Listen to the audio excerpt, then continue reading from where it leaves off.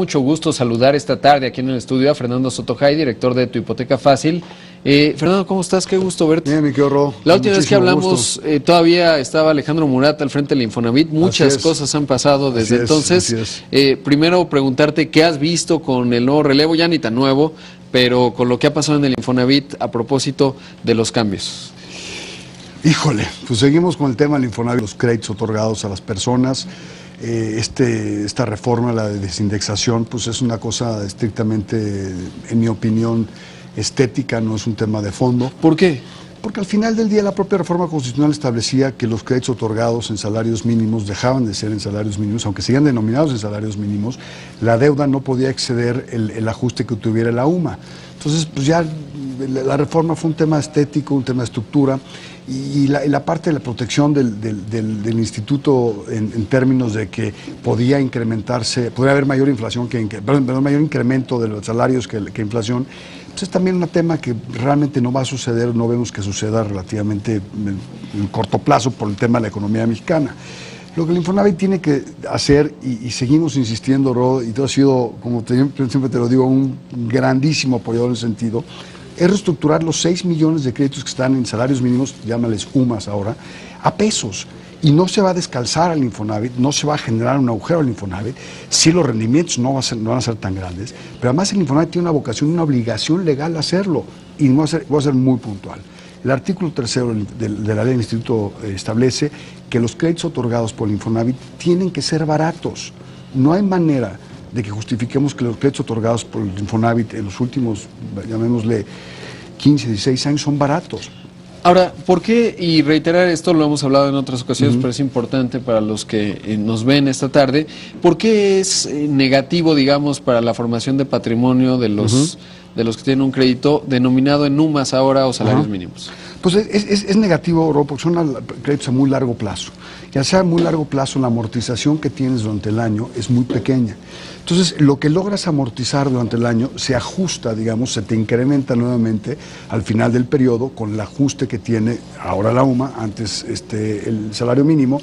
Es decir, supongamos, puedo tener un crédito de, vamos a poner ejemplos simples, de 100 pesos totales, digamos, son 100 pesos. Correcto, es correcto. Y me van a cobrar un interés, pues no sé, del 8%. Es correcto. ¿no? Y es hasta el 12, pero además es carísimo. Sí, ¿no? Además caro, exacto.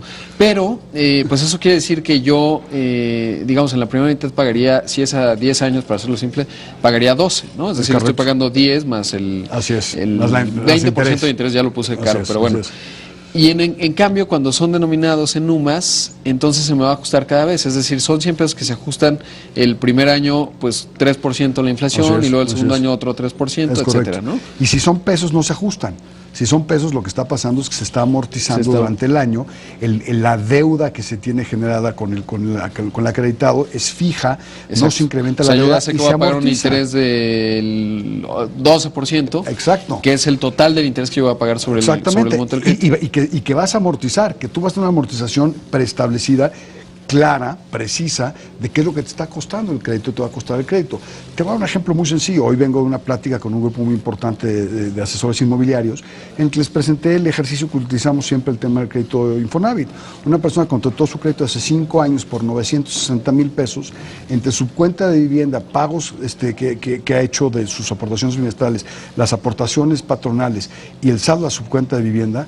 Esta persona en 5 años pagó 760,000 pesos y amortizó en ese mismo periodo solamente 130,000 pesos. Sus mensualidades pasaron del equivalente a 8,000 pesos al equivalente a 11,000 pesos mensuales. Entonces, es un daño brutal lo que se ha generado y realmente no entiendo la negativa, porque ya, como tú lo sabes, ya vimos la noticia varias veces de que iban a sustituir 1 millón de créditos en Infonavit. Primero nos dijeron que iba a ser el 2015. Luego nos dijeron, no, es una meta sexenal.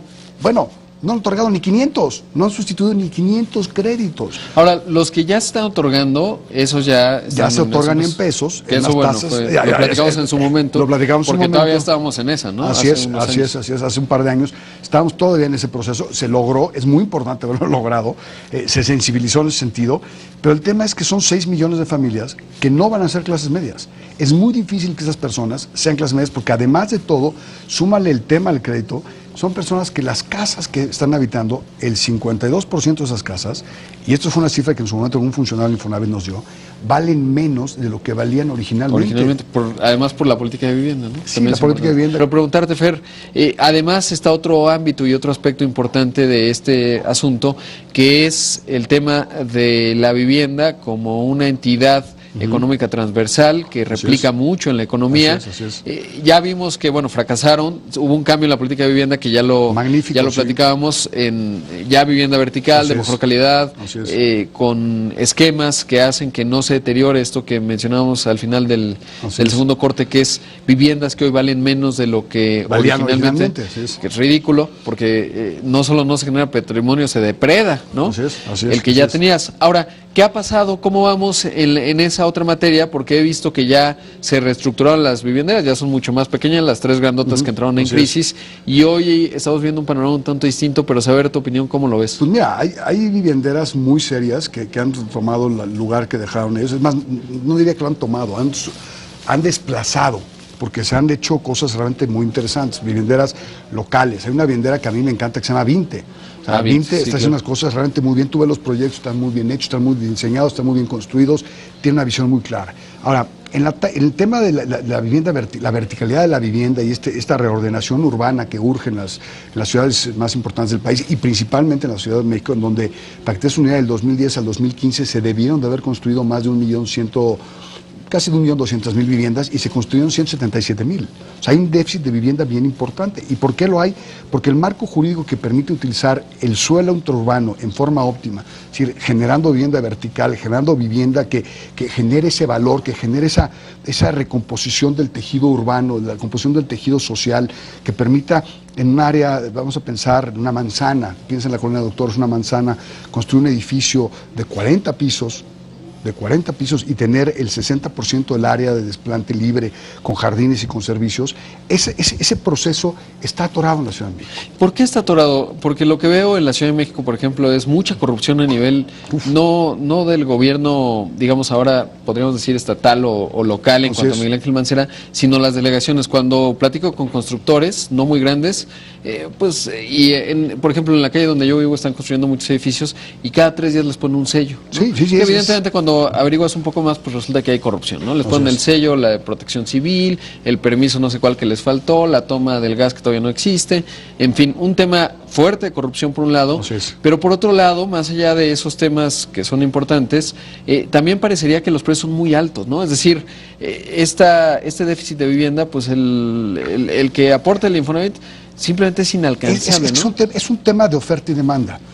La demanda está ahí, hay una auténtica demanda en la zona metropolitana de la Ciudad de México de vivienda, o sea, realmente se necesita y gente que tiene ingresos adecuados. El problema es que la oferta no está ahí y no se ha podido generar la oferta porque el marco jurídico no permite la generación de vivienda en forma adecuada. Estás con H3, H4, H5 en ciertas delegaciones, ciertas zonas de las delegaciones, cuando debías tener H40, o sea, debías tener realmente una altísima densidad en zonas donde genera esa reordenación urbana, donde están los servicios, donde está el acceso a los trabajos y demás. El problema es un tema de marco jurídico inadecuado, por un lado, y eso genera, pues, evidentemente, un incremento en el precio significativo de la tierra y un incremento significativo del precio de los inmuebles. En la Ciudad de México, efectivamente, ha habido una apreciación muy significativa en el valor de los inmuebles en los últimos 2 años. Ahora, por este déficit no hablaría de una burbuja, ¿no? ¿O sí la ves? No. Porque eso también es importante. Luego vemos precios. Así es. Vamos a pensar en la zona de Polanco que se compara con París y uno diría, bueno, aquí pudiese haber una burbuja. Si lo comparamos con París, en vez de $10,000 metro cuadrado, que es el más caro que hay ahorita, estaríamos hablando de 40,000 o $30,000 metro cuadrado, ¿no? No hay una burbuja real. O sea, hay un incremento sustancial de valor. ¿Por qué? Porque las personas están dispuestas a sacrificar su patrimonio, lo que tienen la capacidad a efecto de vivir en donde quieren vivir. Claro. Y si yo tengo esa capacidad, pues, y si me dicen que vale $10,000 y quiero ir ahí, pues lo voy a pagar, ¿no? Pero la realidad de las cosas es que la Ciudad de México no tiene una burbuja, es más, el país no tiene una burbuja inmobiliaria, afortunadamente, ni la queremos tener, no queremos tener un boom, y para eso necesitaría crédito barato, políticas de originación muy laxas de los bancos, que no la tienen, porque los bancos han sido muy responsables en la originación de crédito. Y eso me parece que está bien, ¿no? Fabuloso, es fabuloso.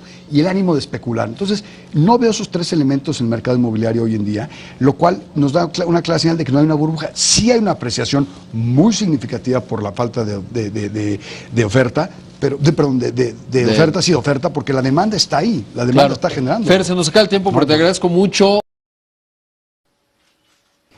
Te invitamos a seguir cuestionando la información con los siguientes videos.